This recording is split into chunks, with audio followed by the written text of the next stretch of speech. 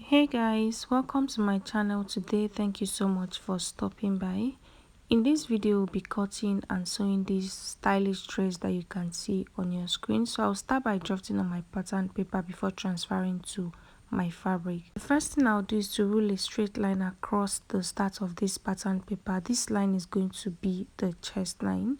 So this dress is an off shoulder dress, so we'll be taking out some inches before we start placing our points, and it depends on how deep you want your neckline to be. So for me, I'm going down by 6 inches because I don't want the neck area to be too deep. So go ahead and figure out how deep you want your neckline to be, then you take out that exact measurement before you start placing your point. So I took out 6 inches. The 6 inches is on my guideline, that is my chest line.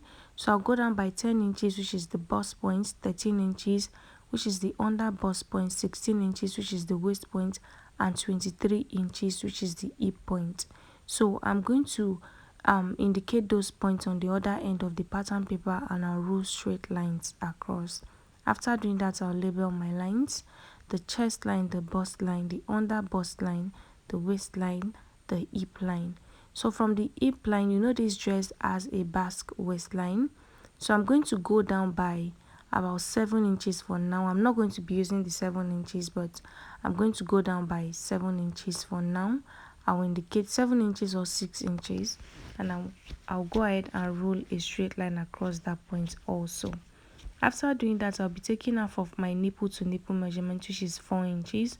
So I'll place 4 inches on all the lines except the chest line, and then I'm going to connect all the dots into a straight line. The next thing I'll do is to take in my dart. So I'll be taking 1 inch on both sides of this straight line. So if you are busty, you can do 1.5 inches or 2 inches on the side front, and you do 1 inch on the center front. But if you are not busty, 1 inch on both sides is enough. Okay, so I'm going to go ahead and connect the 1 inch into a straight line. So after doing that, I'm going to go down from the bust line by half an inch. I'll indicate the half an inch with a dot. Next thing I'll do is to use the curved part of my ruler to connect from that half an inch to the under bust line in a curve. Okay, so after connecting on both sides, this is what I have. The next thing I'll do now is to extend my dart leg to the chest line. So I'm going to still mark the 4 inches to get a straight line, and I'll use my ruler to extend it all the way up. Next thing we'll do is to tighten the over bust. To do that, I'll be using half an inch on both sides of the straight line. So if you are busty, you can do 0.75 inches on both sides, or 1 inch on both sides. So after marking, I'll also use the curved part of my ruler to connect it back to the bust line. So after connecting, if it has any sharp edge, go ahead and blend the sharp edge in. Okay, so after connecting, this is what I have. The next thing I'm going to do now is to place my measurements. So on the chest line, I'll place my bust circumference divided by 4. I'll replace this dart of 1 inch, and I'll add 2 inches as my stitching allowance. On the under bust line, I'll place my under bust circumference divided by 4. I'll replace the dart of 2 inches, and I'll add extra 2 inches for stitching allowance. On the waistline, I'll place my waist circumference divided by 4. I'll replace the 2 inches dart, and I'll add extra 2 inches for stitching allowance. On the hip line, I'll place my hip circumference divided by 4. I'll replace the 2 inches dart, and I'll add 2 inches for stitching allowance. After doing that, I'll connect from the chest line to the waist, and from there to the hip, as you can see.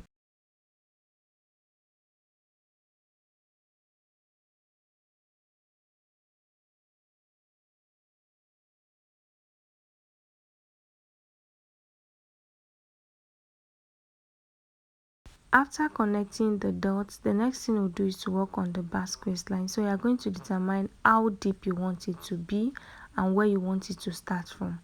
So on my hip line, for me, I'm going to go up by 3 inches.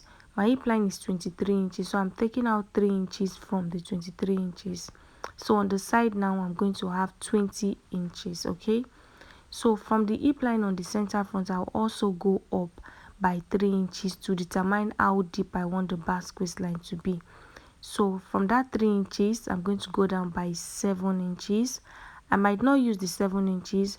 As you can see on the thumbnail, the Basque waistline is quite deep, but you don't want it to be too deep so that there won't be much difference between the gathers on the front and that of the side. Okay, so I'll come in by my stitching allowance on this end, which is 2 inches, and I'll connect as you can see. Okay,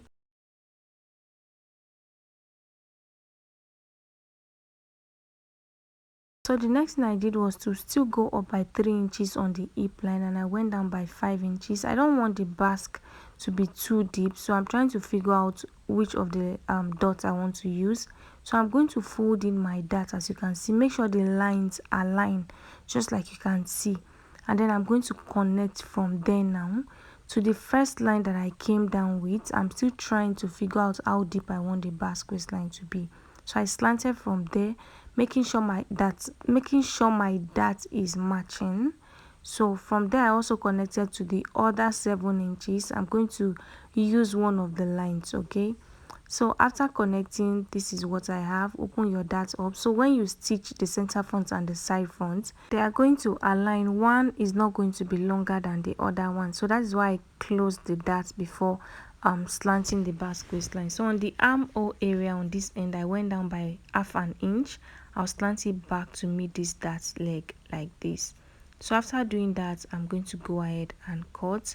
So I'll be cutting through the 7 inches line. Okay, so that is for now. This 7 inches is plus my stitching allowance. I'm not going to be adding any allowance to this end when I am cutting on my fabric. Okay, so on the side now, what is left there is 20 inches. So if I don't want the back to have a basque waistline, the length of the back is going to stop at 20 inches, so the front and the back will align.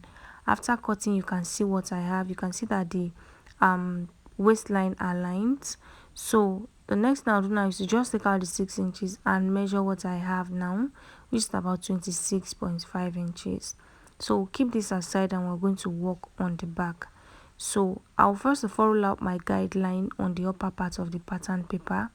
After doing that, I'll take out 1.5 inches for my zipper allowance at the back. After taking my zipper allowance, I'm going to go ahead and start taking my points. So still taking out the 6 inches just like I did for the front.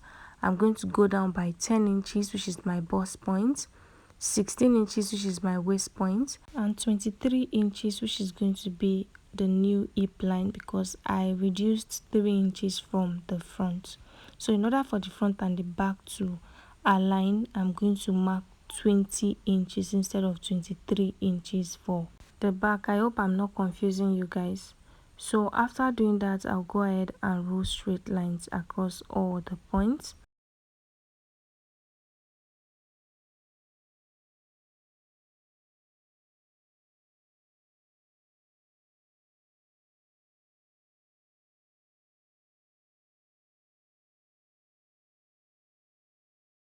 After doing that, I'll label my lines: the chest line, bust line, waistline, and the hip line. We don't need the under bust line for the back. So next thing I'll do is to take half of my nipple to nipple measurement, which is 4 inches. So I'll take the 4 inches on all the lines and I'll connect the dots into a straight line.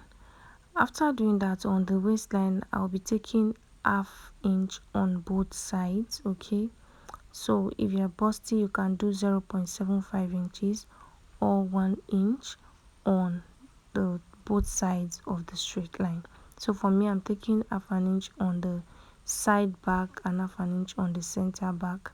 I'll just connect upward to meet the bust line like this, and I'll connect from the bust line to meet the waistline, sorry, to meet the hip line like this. After doing that, I'll start placing my measurements. On the chest line, I'll place my bust circumference divided by 4, and I'll add my stitching allowance. On the waistline, I'll place my waist circumference divided by 4. I'll replace the 1 inch dart and I'll add my 2 inches for stitching allowance.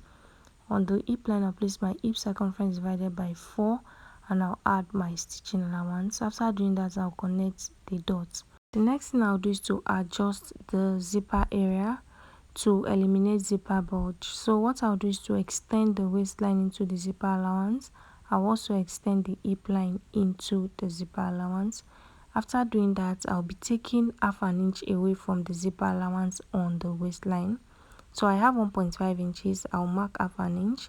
I'll connect from the half an inch all the way up to the bust line, and from the waistline I'll also connect down to the hip line like this. So if you want a basque waistline for the back, because you can have the basque waistline for both the front and the back. If you don't want it, you can leave your pattern paper like this. But if you want the basque waistline to also be at the back, you're going to go down by 6 inches, just like we did for the front basque. I think we did 6 or 7 inches, 7 inches, yeah. You go down from the hip line by 7 inches.